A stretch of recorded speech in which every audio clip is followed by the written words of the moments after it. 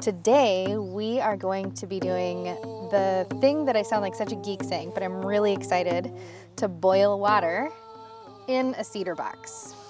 Cooking in this way may be a little bit different from what we experience in our modern American diet, where we are deep frying, broiling, or cooking fast and at a really fast rate. Should we get the wood off the fire? Okay. Fire people. Do we want to fire people? You're basically taking this ingenious method of creating a container that holds water, which is a cedar plank that's been carved out in 3 different areas, steamed and rolled perfectly into a square. You fill that with water and you heat up these hot rocks and drop it into the water 1 rock at a time. Okay, so we have little baby rocks getting all nice and toasty under that fire. It's been about, I don't know, an hour. And the rocks are special, right? They're porous, they're not gonna explode. So you wanna make sure you're not just like grabbing a wet rock up off the beach and then sticking it on the fire, because it'll expand and get really hot and rock shrapnel will go everywhere, and that's no fun.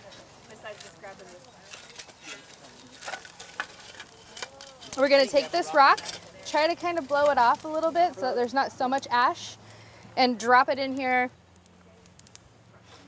Okay. Okay, ready to listen? Yeah! What? It's like they're singing this beautiful song. I love it. You can like hear it. No.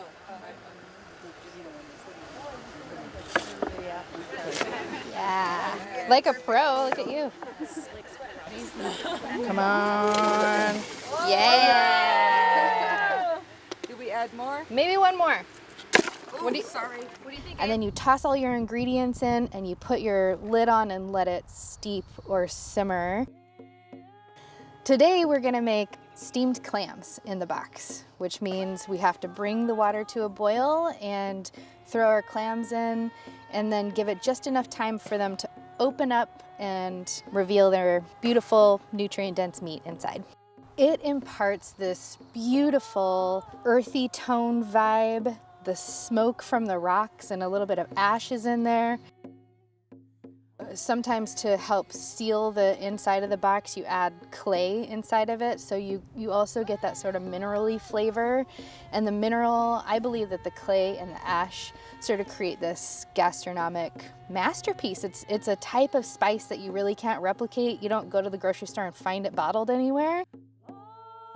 But what I love about this ancestral cooking method is that it's slow. Every technique sort of has this subtle nuance to it to trap in the medicine so that you're getting the most nutrition out of preparing it this way. These are recipes that have been handed down through generations, and we have the choice in our lifetime to pass on that recipe or to let it go.